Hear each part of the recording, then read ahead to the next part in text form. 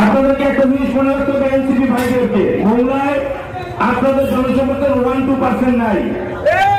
সারা বাংলাদেশে কত আছে জানি না, সরকারের 2 জন উপদেষ্টা আছে আপনাদের।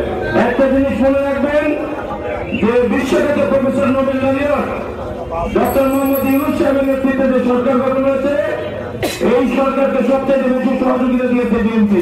আর এই বাস্তবতাকে অস্বীকার করে ক্ষুদ্র 1-2 জন ব্যক্তিকে দিয়ে স্থানীয় প্রশাসনের উপরে ঢাকা থেকে চাপ সৃষ্টি করে যে মিথ্যা মামলাটি আপনারা করিয়েছেন, এতে আপনাদের চরিত্র ফ্যাসিবাদী হাসিনা রূপান্তরিত হয়েছে। অবিলম্বে এই মামলা প্রত্যাহারের দাবি জানাচ্ছি।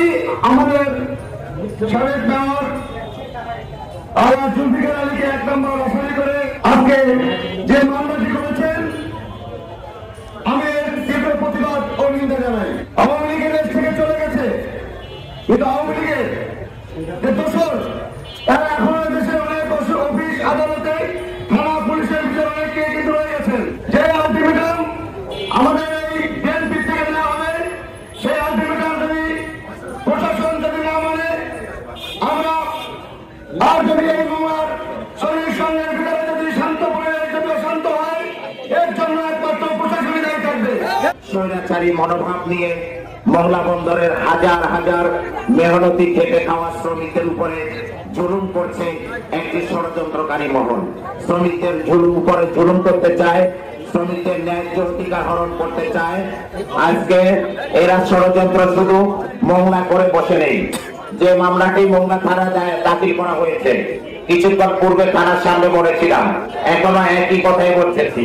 অবিলম্বে আগামী 48 ঘন্টার মধ্যে যে মামলা জননেতা জনাব আলাদ জুলফিকার সাহেব সহ 21 জনের নাম উল্লেখ করে দাখিল করা হয়েছে, আগামী 48 ঘন্টার মধ্যে কোন শর্ত ছাড়াই সেই মামলা প্রত্যাহার করে নিতে হবে এবং আমাদের সত্যি মামলাটি গ্রহণ করতে হবে।